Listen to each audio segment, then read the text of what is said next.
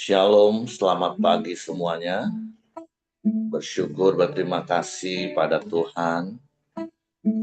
Kalau pagi hari ini kita boleh bangun lagi dengan tubuh yang diberkati, dengan kekuatan kesehatan yang baru, yang datang daripada Tuhan. Dan kita boleh bersama-sama lagi datang, bersekutu, memuji, menyembah Tuhan. Kita mau berserah kepada Tuhan yang memimpin, menuntun langkah hidup kita di sepanjang hari. Untuk pagi hari ini kita datang dengan korban pujian, syukur, penyembahan bagi Dia. Bapa, terima kasih. Engkau baik bagi kami. Engkau sungguh baik. Engkau sangat baik. Engkau teramat baik bagi kami. Engkau yang selalu baik. Dan selamanya Engkau baik bagi kami. Pagi hari ini kami datang kepadamu, menaikkan pujian, syukur kami, penyembahan kami kepada.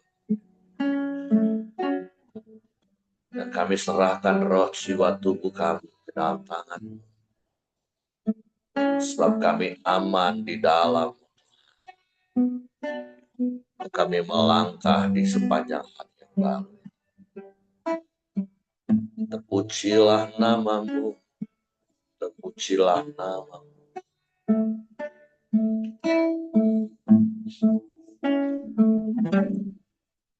Saat pagi hariku datang lagi, menghadap Tuhan dan rendahkan diri, mengucap syukur buat hari yang Kau beri, memuji Tuhan dengan penuh hati.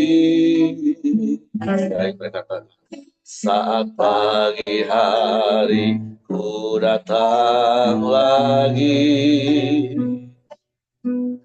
menghadap Tuhan dan rendahkan diri, mengucap syukur buat hari yang Kau beri, memuji Tuhan dengan penuh hati. Ku sembah Kau, Allah Maha Kudus. Ku tinggikan Allah Maha Tinggi. Ku serahkan tubuh jiwa rohku dalam pimpinan-Mu, Tuhan.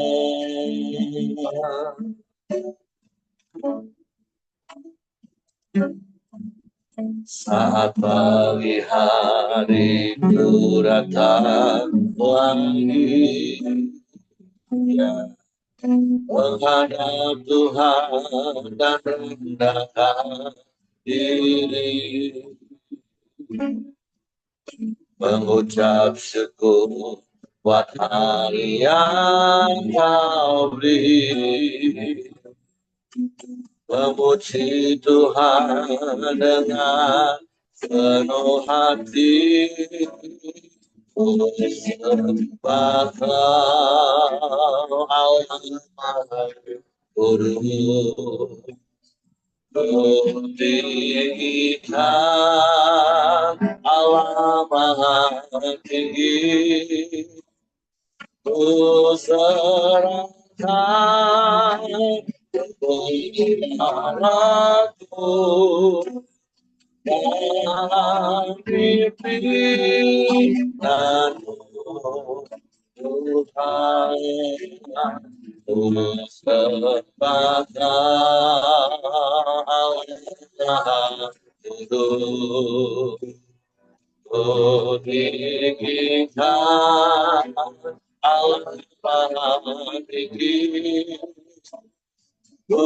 serahkan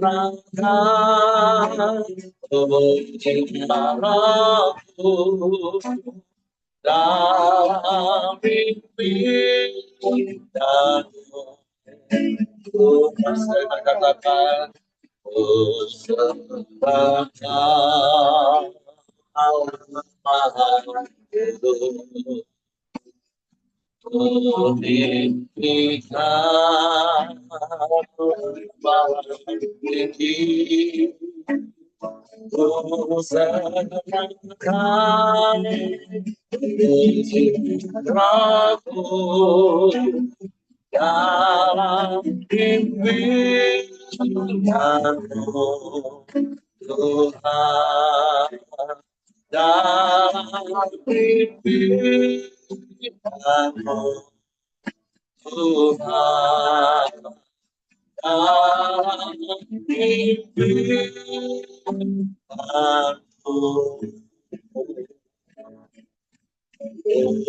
Tuhan.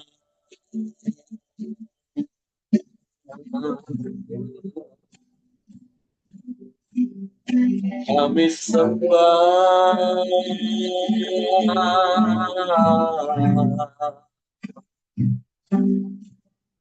kami puji,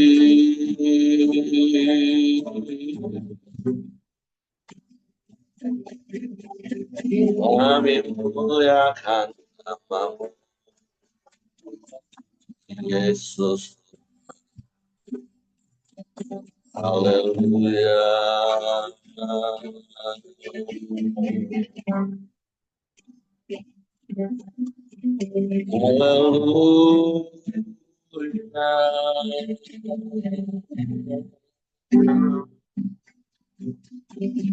Terpuji namamu, terpuji namamu.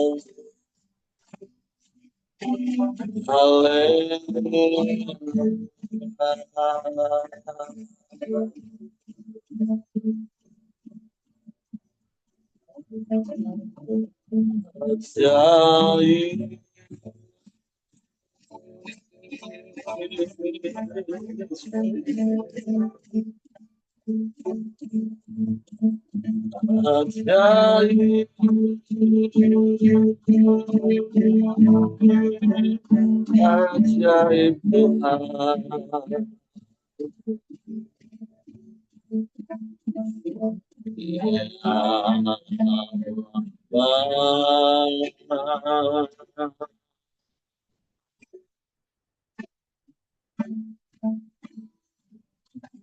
terpujilah namamu, terpujilah namamu,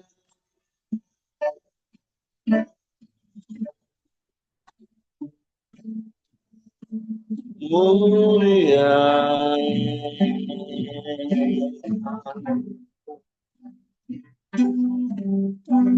Mulia.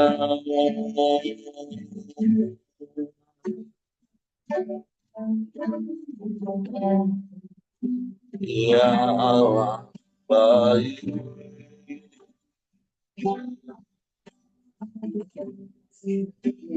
teramat baik,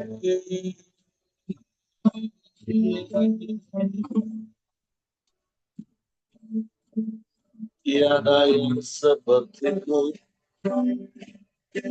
tiada yang lain, hanya Engkau. Kami menyembah,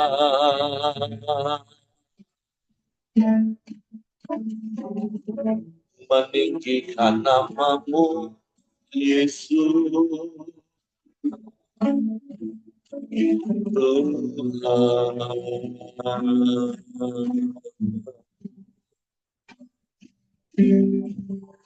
Sebab Engkau Allah di atas segala Allah. Engkau Tuhan di atas segala Tuhan.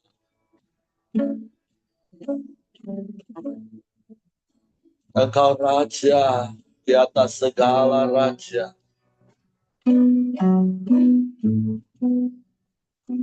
Tiada yang lain, tiada yang sama seperti-Mu.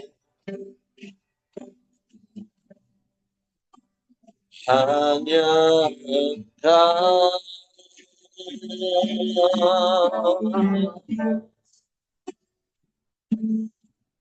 Dan tiada yang lain, tiada yang sama seperti-Mu.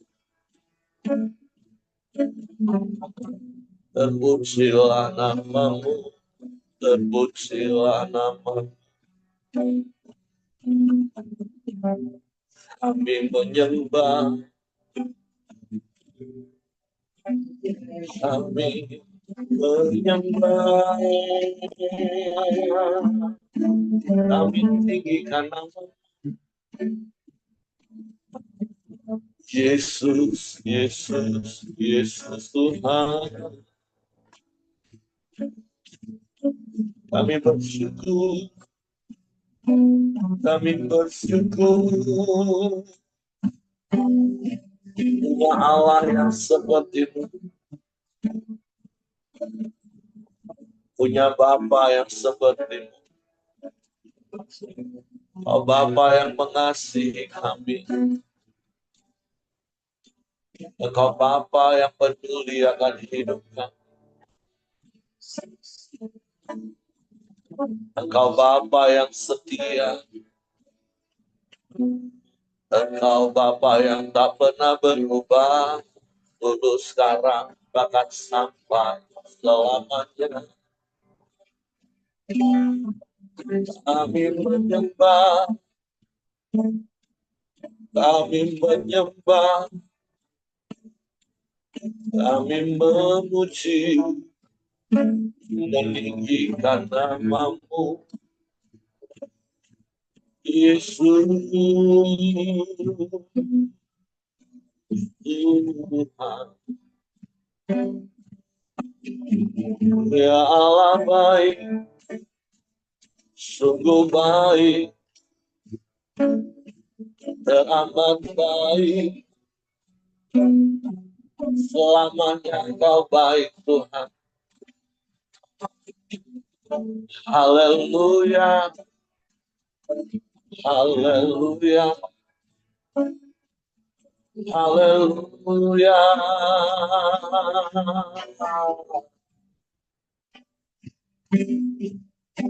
Ajaib,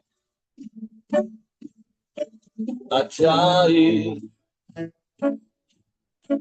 Tidak ada yang lain selain Engkau Tuhan.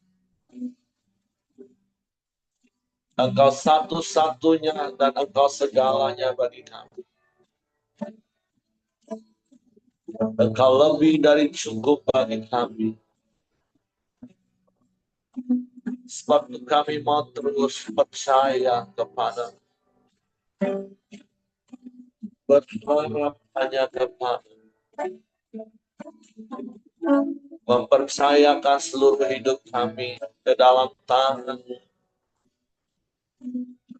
yang penuh kasih, tangan yang penuh kuasa, tangan yang sanggup melakukan segala perkara. Tiada yang mustahil bagi-Mu, Yesus Tuhan. Haleluya, haleluya, haleluya. Terpujilah nama-Mu, terpujilah nama-Mu. Ajaib Tuhan, ajaib Engkau. Hanya Engkau, hanya Engkau, Engkau satu-satunya dan tidak ada yang lain. Tidak ada yang sama sepertimu. Hanya Engkau segalanya bagi kami, Tuhan. Engkau sumber kekuatan saat kami mulai lemah. Engkau sumber pengharapan saat kami mulai putus asa. Engkau sumber jawaban di dalam setiap pertanyaan. Engkau sumber pertolongan di dalam setiap permasalahan. Engkau sumber kemenangan di dalam setiap pergumulan. Engkau segalanya bagi kami. Sebab itu hanya kepadamu kami berharap. Sebab pengharapan di dalam Engkau tidak pernah mengecewakan. Sebab Engkau Allah yang setia. Engkau yang tak pernah ingkar janji. Sebab kami mau terus pegang teguh janji-janji firman. Terima kasih, terima kasih, terima kasih. Terpujilah namamu. Terpujilah namamu.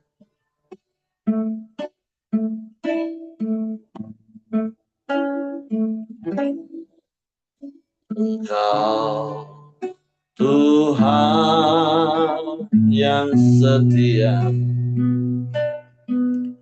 waktumu selalu yang terbaik.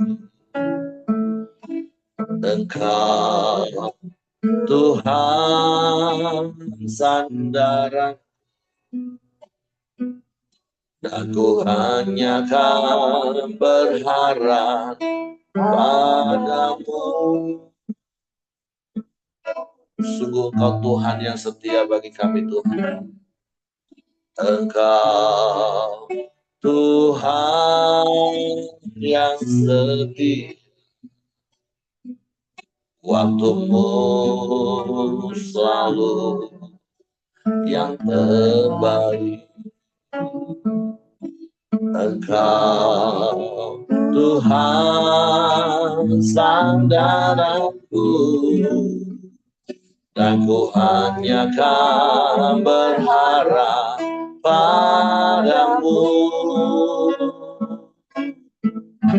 Satu-satunya yang ku andalkan, satu-satunya yang ku percaya.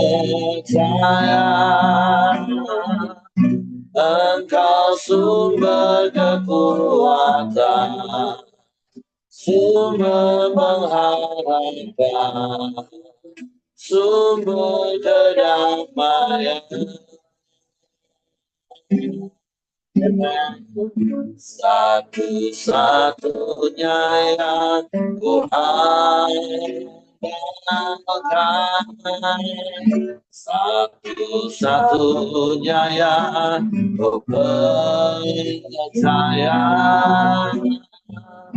Engkau Tuhan memberkati, Tuhan penyembuhku, Tuhan pemulihku.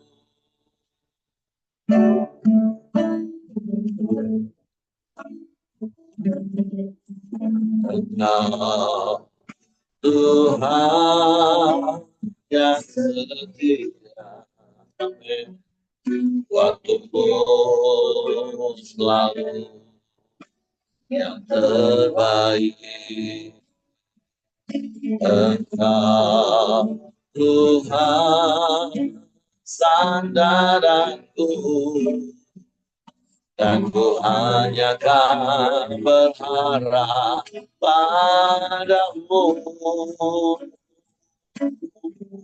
Satu-satunya yang ku andalkan, satu-satunya yang ku percaya. Engkau sumber kekuatan, sumber pengharapan, sumber kedamaian.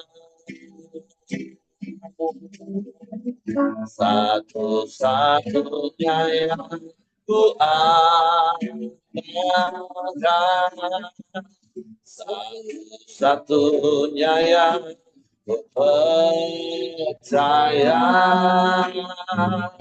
Engkau Tuhan memberkati, Tuhan penyembuhku, Tuhan pemulihku. Satu-satunya yang ku andalkan,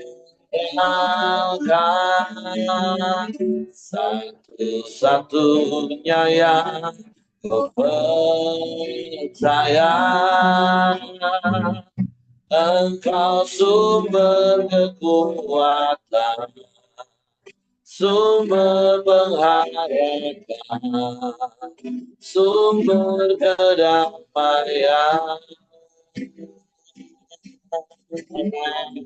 Satu-satunya yang ku andalkan, satu-satunya yang ku percaya. Engkau Tuhan memberkati, Tuhan penyembuhku, Tuhan pemulihku. Engkau satu-satunya dan tidak ada yang lain, tidak ada yang sama sepertimu. Engkau sumber kekuatan bagi kami, Engkau sumber pengharapan, dan Engkau sumber damai sejahtera bagi kami. Engkau yang memberi kekuatan, Engkau yang menyembuhkan, Engkau yang memulihkan kami. Kami bersyukur dan kami bangga punya Bapa yang seperti itu.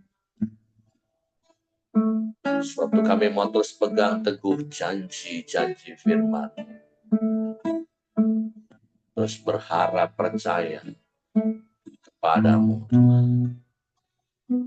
Suatu pagi hari kami buka hati kami lagi hanya janji-janji firman. Suatu Roh Kudus, tolong kami untuk mengerti dan memahami firman, sehingga kami percaya firman dan kami melakukannya dalam hidup kami. Dalam nama Yesus kami sambut firman. Haleluya, haleluya. Amin. Oke, silakan Pak Ramli. Ya, terima kasih Pak Heri. Selamat pagi Bapak Ibu dan teman-teman semua. Kita sampai ke pasal yang ke-11 dari kitab Roma yang sedang kita baca.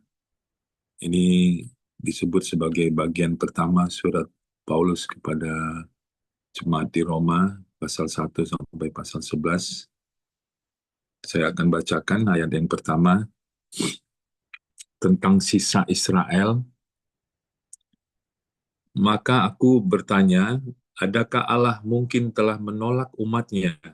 Sekali-kali tidak, karena aku sendiri pun orang Israel dari keturunan Abraham, dari suku Benyamin. Allah tidak menolak umatnya yang dipilihnya. Ataukah kamu tidak tahu apa yang dikatakan kitab suci tentang Elia, waktu ia mengadukan Israel kepada Allah. Tuhan, nabi-nabimu telah mereka bunuh, mesbah-mesbahmu telah mereka runtuhkan. Hanya aku seorang dirilah yang masih hidup, dan mereka ingin mencabut nyawaku. Tetapi bagaimanakah firman Allah kepadanya? Aku masih meninggalkan 7.000 orang bagiku yang tidak pernah sujud menyembah Baal. Demikian juga pada waktu ini ada tinggal suatu sisa menurut pilihan kasih karunia. Tetapi jika hal itu terjadi karena kasih karunia, maka bukan lagi karena perbuatan, tetapi jika tidak demikian, sebab jika tidak demikian, maka kasih karunia itu bukan lagi kasih karunia. Jadi, bagaimana? Israel tidak memperoleh apa yang dikejarnya, tetapi orang-orang yang terpilih telah memperolehnya, dan orang-orang yang lain telah tegar hatinya, seperti ada tertulis. Allah membuat mereka tidur nyenyak, memberikan mata untuk tidak melihat, dan telinga untuk tidak mendengar, sampai kepada hari sekarang ini. Dan Daud berkata, biarlah jamuan mereka menjadi jerat dan perangkap, penyesatan dan pembalasan bagi mereka, dan biarlah mata mereka menjadi gelap, sehingga mereka tidak melihat, dan buatlah punggung mereka terus-menerus membungkuk. Ya, jadi dari perikop yang pertama ini, Paulus menjelaskan tentang sisa Israel, ya. Kita tahu bahwa bangsa Israel adalah umat pilihan Allah, di mana mereka ditetapkan menjadi berkat, ya, bagi segala bangsa, untuk menjadi bangsa yang akan melahirkan juru selamat dunia, Sang Mesias, juru selamat dunia. Jadi kedudukan mereka di dalam rancangan atau rencana keselamatan Allah bagi dunia itu begitu istimewa. Mereka begitu spesial di mata Allah karena bangsa pilihan. Tetapi kita tahu bahwa sebagaimana yang terjadi pada Abraham, bahwa Abraham diperhitungkan bukan karena statusnya, bukan karena perbuatannya, tetapi karena iman percayanya kepada Allah. Nah, bangsa Israel juga diharapkan mengerti bahwa keselamatan itu bukan karena perbuatan, bukan karena status, tetapi karena iman percaya kepada Mesias, kepada Kristus. Sehingga itulah yang menjadi konsep Allah bagi bangsa Israel pada waktu itu. Dan tragisnya ketika Mesias itu benar-benar hadir di tengah-tengah bangsa Israel, benar-benar ada di tengah-tengah bangsa Israel, justru yang terjadi sebaliknya, mereka menolak Mesias, bahkan menyalibkan Mesias pada waktu itu. Nah, pertanyaannya kan Paulus sampaikan di ayat yang pertama, ayatnya yang kedua, apakah kemudian dengan penolakan bangsa Israel kepada Kristus menjadikan mereka tidak lagi menjadi umat pilihan, tidak lagi menjadi bangsa pilihan Allah pada saat itu. Paulus menjelaskan tentu tidak demikian, ya, karena status keterpilihan bangsa Israel itu tidak berubah. Paulus memberikan beberapa bukti, beberapa contoh, ya. Yang pertama adalah dirinya sendiri sebagai orang Israel yang dipilih oleh Allah menjadi rasul bagi orang-orang yang non-Israel atau non-Yahudi. Dan juga tentang kisah bagaimana Elia waktu dikejar-kejar Isabel, ya, dia menyatakan kepada Allah bahwa dia tinggal sendirian yang percaya kepada Tuhan. Tetapi Tuhan mengingatkan Elia pada waktu itu bahwa Tuhan menyisakan sekitar 7.000 orang yang tidak pernah menyembah Baal dan tetap setia, tetap percaya kepada Tuhan pada waktu itu.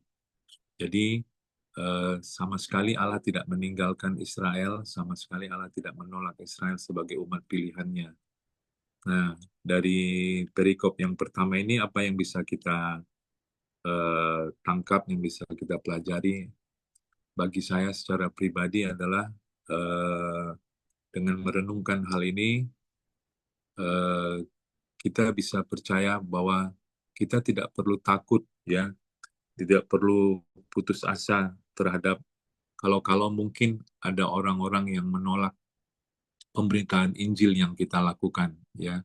Kita tahu bahwa penolakan itu adalah hal yang biasa di dalam pemberitaan Injil. Kita harus mengerti bahwa Allah saja mereka tolak, ya. Apalagi kita. Tentu kemungkinan besar mereka juga bisa menolak kita. Tetapi yang perlu kita pegang dan kita pahami adalah bahwa dari sekian banyak orang mungkin yang menolak Injil, ya tentu saja selalu ada orang yang menerima, selalu ada saja orang yang mau percaya kepada Injil. Itulah yang membuat kita yakin, yang membuat kita percaya bahwa Injil tidak pernah gagal. Ya. Oleh karena itu, mari dengan memahami perikop yang pertama ini, bahwa apapun yang kita beritakan tidak akan pernah sia-sia dan tidak akan pernah kembali dengan kosong, ya. Selalu ada orang-orang yang memberikan hati untuk percaya kepada yang kita beritakan. Walaupun mungkin sebagian besar bisa saja mereka menolak pemberitaan Injil yang kita lakukan, tetapi sekali lagi jangan takut, jangan kecewa, jangan gentar, ya. Mari kita terus tetap bergairah memberitakan Injil, ya. Karena selalu saja ada orang yang percaya, ada orang yang mau menerima apa yang kita beritakan, ya. Perikop yang kedua, Israel tersandung bangsa-bangsa lain selamat. Maka aku bertanya, adakah mereka tersandung dan harus jatuh? Sekali-kali tidak, tetapi oleh pelanggaran mereka, keselamatan telah sampai kepada bangsa-bangsa lain, supaya membuat mereka cemburu. Sebab jika pelanggaran mereka berarti kekayaan bagi dunia, dan kekurangan mereka kekayaan bagi bangsa-bangsa lain, terlebih-lebih lagi kesempurnaan mereka. Aku berkata kepada kamu, hai bangsa-bangsa bukan Yahudi, justru karena aku adalah rasul untuk bangsa-bangsa bukan Yahudi, aku menganggap hal itu kemuliaan pelayananku. Yaitu kalau aku dapat membangkitkan cemburu di dalam hati kaum sebangsaku, menurut daging dan dapat menyelamatkan beberapa orang dari mereka. Sebab jika penolakan mereka berarti perdamaian bagi dunia, dapatkah penerimaan mereka mempunyai arti lain daripada hidup dari antara orang mati? Jikalau roti sulung adalah kudus, maka seluruh adonan juga kudus. Dan jikalau akar adalah kudus, maka cabang-cabang juga kudus. Karena itu apabila beberapa cabang telah dipatahkan dan kamu sebagai tunas liar telah dicangkokkan di antaranya dan turut mendapat bagian dalam akar pohon zaitun yang penuh getah, janganlah kamu bermegah terhadap cabang-cabang itu. Jikalau kamu bermegah, ingatlah bahwa bukan kamu yang menopang akar itu, melainkan akar itu yang menopang kamu. Mungkin kamu akan berkata, ada cabang-cabang yang dipatahkan supaya aku dicangkokkan di antaranya sebagai tunas. Baiklah, mereka dipatahkan karena ketidakpercayaan mereka, dan kamu tegak tercacak karena iman. Janganlah kamu sombong, tetapi takutlah. Sebab kalau Allah tidak menyayangkan cabang-cabang asli, Ia juga tidak akan menyayangkan kamu. Sebab itu, perhatikanlah kemurahan Allah dan juga kekerasannya, yaitu kekerasan atas orang-orang yang telah jatuh, tetapi atas kamu kemurahannya, yaitu jika kamu tetap dalam kemurahannya.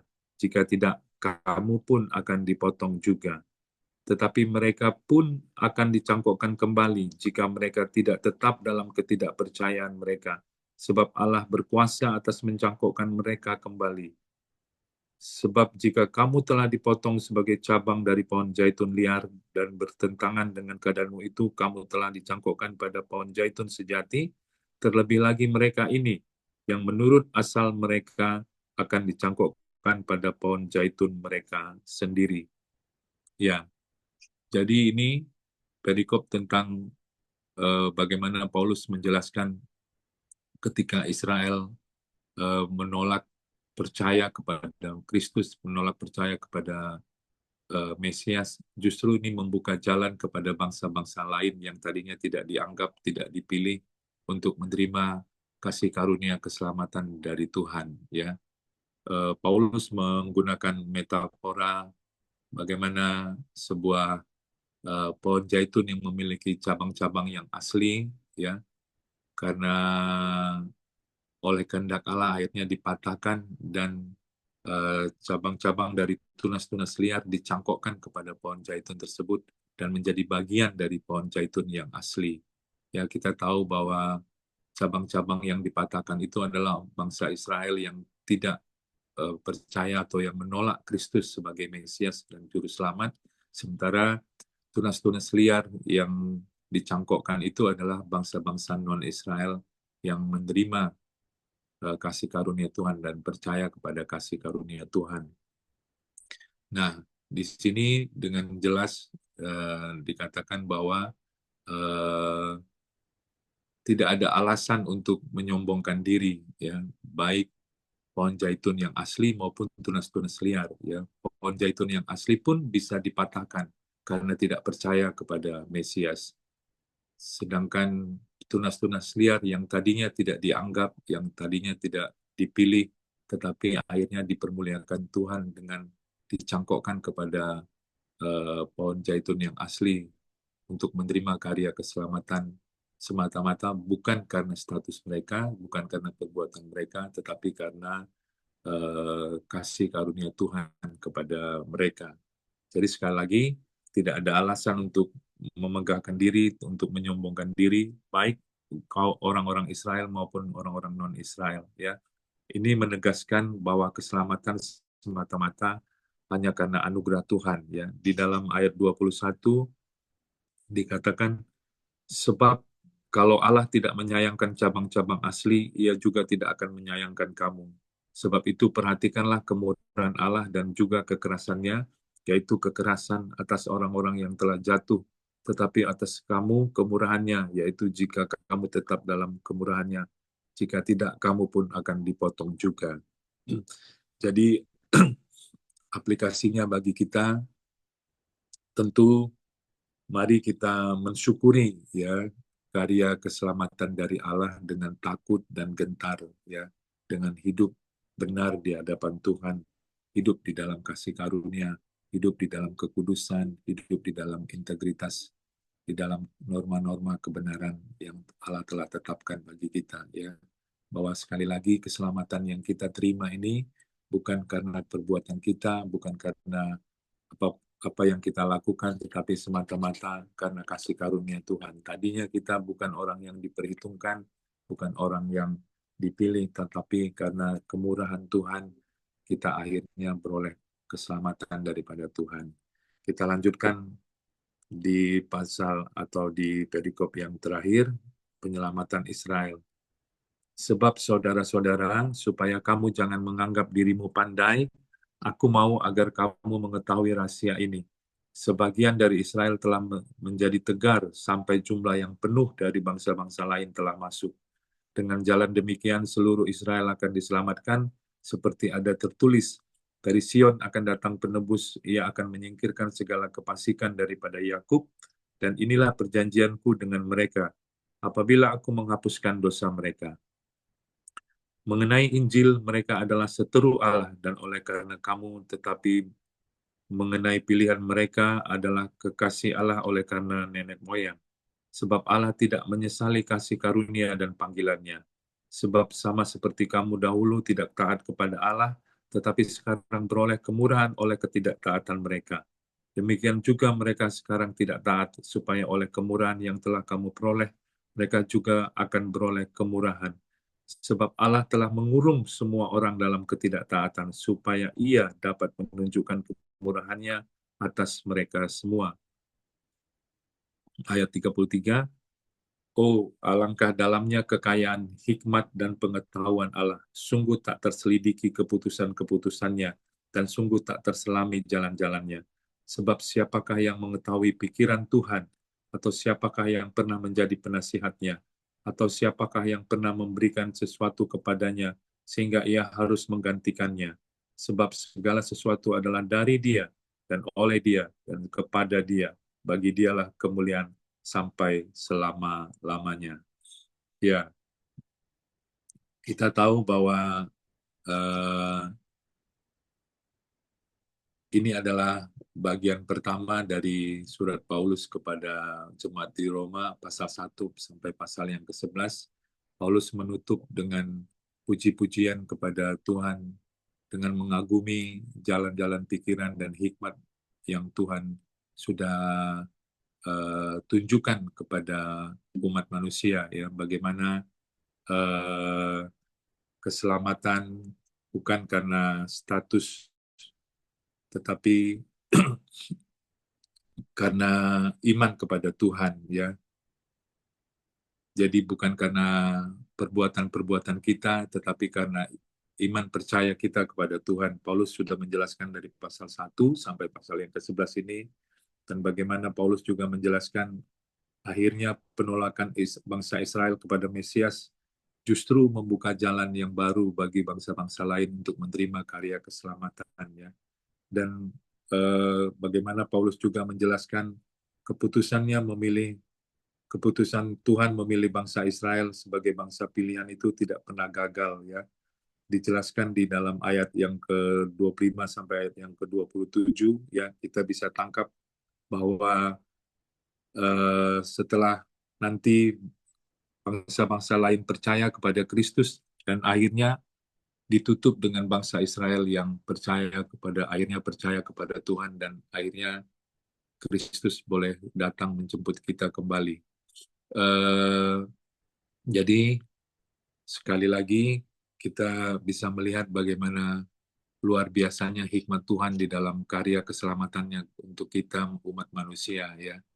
Nah, eh, aplikasinya bagi saya pribadi adalah dengan memahami betapa luar biasanya, betapa dalamnya, betapa kayanya kasih Tuhan, karya Tuhan, keselamatan yang disediakan bagi kita, ya.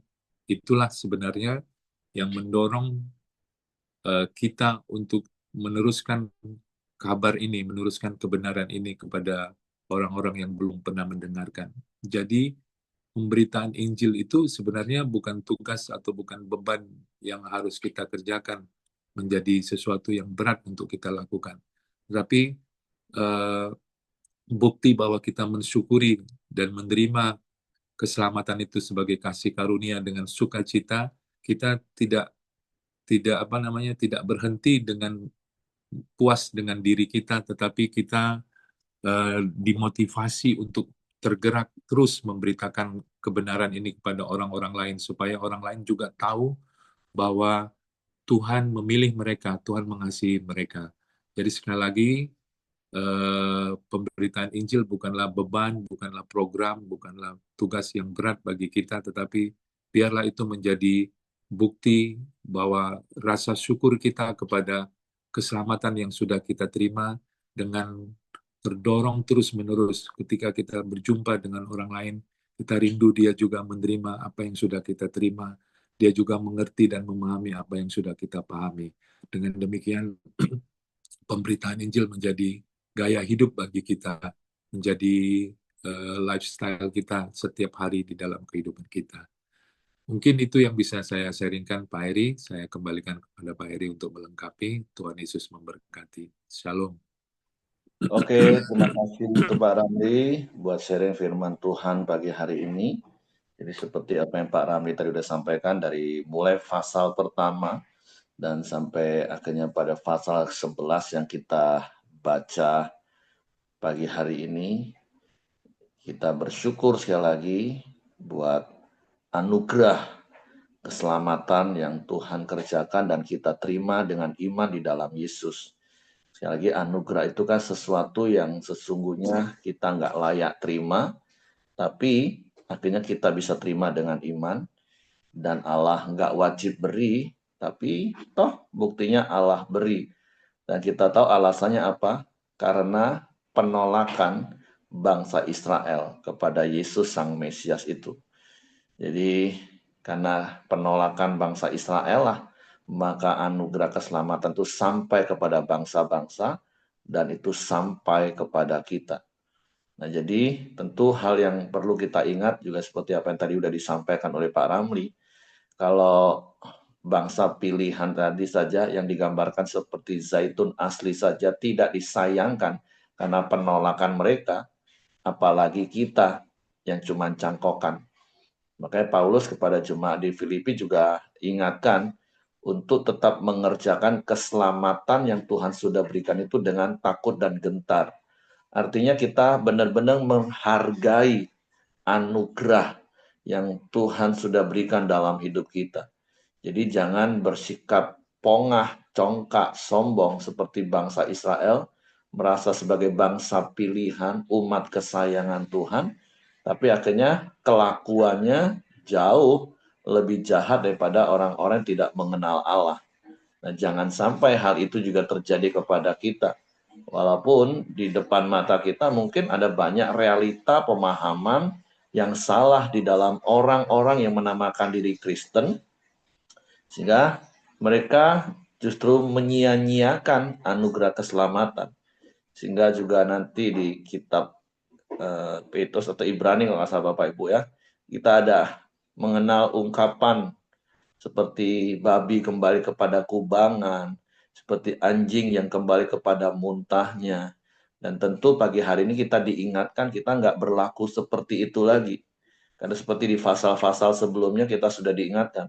Seperti dulu waktu kita jadi hamba dosa, kita menyerahkan hidup kita, tubuh kita untuk dipakai dalam perkara-perkara dosa, maka sudah seharusnya lah seperti itulah yang harusnya kita lakukan, yaitu ketika kita jadi hamba kebenaran, maka kita harus menyerahkan tubuh kita, hidup kita untuk dipakai menjadi senjata kebenaran. Jadi bukan justru menyia-nyiakan anugerah keselamatan itu. Karena kan memang seperti pertanyaan yang pertama di pasal ini, apakah Allah menolak bangsa Israel? Enggak. Tuhan nggak pernah menolak, justru bangsa Israel yang sering menolak. Ya sama, apakah Allah meninggalkan manusia, meninggalkan kita? Enggak, justru kita yang seringkali kadang meninggalkan Tuhan.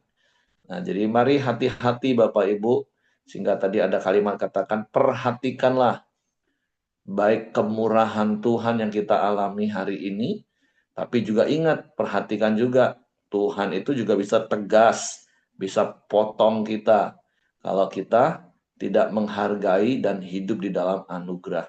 Tapi saya percaya sepanjang pasal 1-11 secara runut, secara urut-urutan, Tuhan sudah jelaskan kepada kita apa yang harusnya kita kerjakan, dan hari ini sekali lagi diingatkan, mari jaga anugerah keselamatan itu, kerjakan dengan takut dan gentar akan Tuhan. Dengan apa?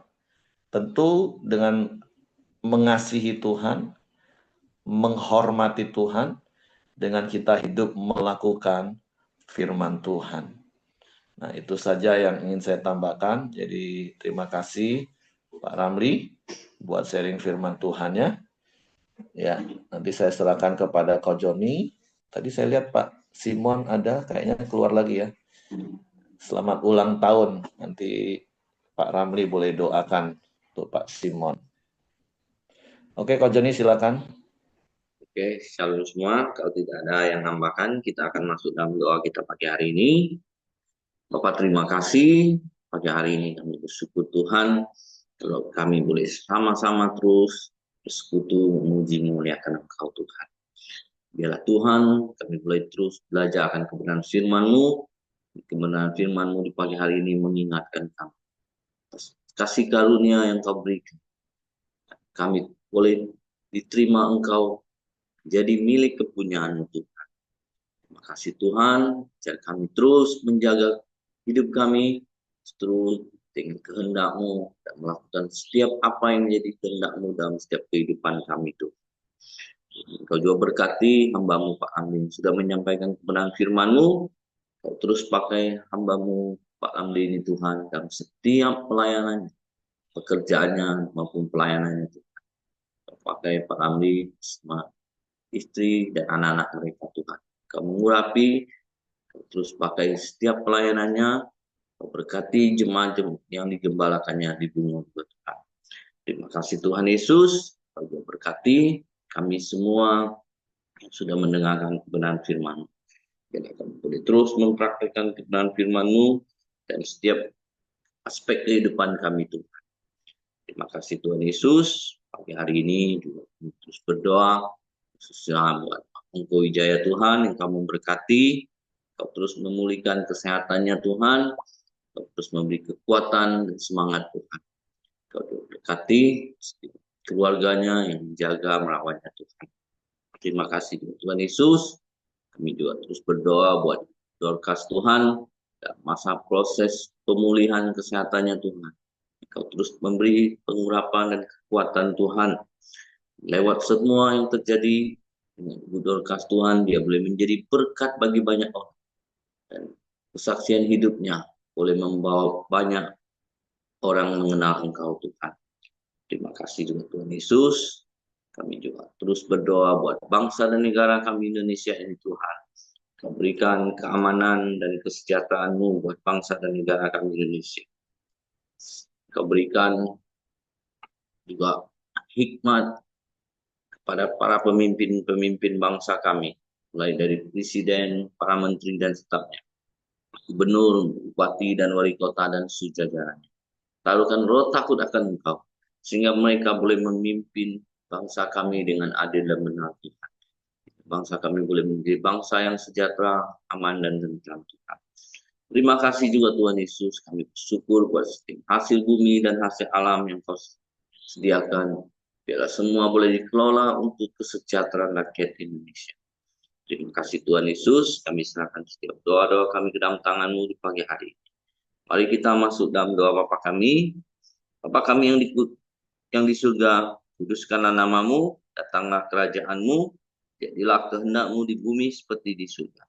Berikanlah kami pada hari ini makanan kami yang secukupnya, dan ampuni kami akan kesalahan kami, seperti kami juga mengampuni orang yang bersalah kepada kami. Dan janganlah membawa kami ke dalam pencobaan, tapi lepaskanlah kami daripada yang jahat. Karena Engkaulah yang punya kerajaan dan kuasa dan kemuliaan sampai selama-lamanya. Amin. Bapa, sebelum kami mengakhiri persekutuan kami pada pagi hari ini, kami berdoa khusus untuk orang tua kami, sahabat kami, Pak Simon yang hari ini boleh berulang tahun. Kami bersyukur untuk umur panjang yang Tuhan limpahkan kepadanya. Kami terus berdoa untuk kesehatannya, Tuhan tambah-tambahkan kesehatannya, Tuhan berkati hidupnya, sehingga sungguh-sungguh dia boleh menjadi berkat bagi keluarganya, bagi istrinya, bagi anak-anaknya, bagi cucu-cucunya. Dia menjadi berkat yang luar biasa, berkat yang besar bagi keluarganya. Tambah-tambahkan kapasitasnya Tuhan, dan dia juga terus boleh menjadi berkat bagi banyak orang, bagi banyak pria, bagi banyak karyawan-karyawannya Tuhan. Hidupnya boleh menjadi terang, boleh menjadi garam, yang menjadi teladan bagi setiap orang yang mengenalnya Tuhan. Kami berdoa untuk seluruh usahanya Tuhan, bisnisnya, Tuhan berkati, Tuhan urapi, semakin hari semakin diberkati di dalam nama Tuhan Yesus. Sekali lagi kami berdoa untuk Pak Simon, Tuhan memberkati dengan umur panjang, sukacita, damai sejahtera, kesehatan yang daripada Tuhan, dan berkat-berkat semakin melimpah di dalam kehidupannya. Terima kasih untuk kami juga yang sudah setia ikut ada di dalam Koram Deo pada pagi ini. Kami percaya Tuhan juga yang terus memberkati kehidupan kami. Apapun yang kami kerjakan, Tuhan boleh buat berhasil. Akhirnya kami terima berkat yang daripada Tuhan, yaitu kasih karunia daripada Allah Bapa, damai sejahtera daripada Tuhan Yesus, serta persekutuan bersama Roh Kudus menyertai kami hari ini sampai selama-lamanya. Kami terima berkat-Mu hanya di dalam nama Tuhan Yesus Kristus. Haleluya. Amin. Oke, semangat pagi, selamat beraktivitas. Tuhan Yesus memberkati.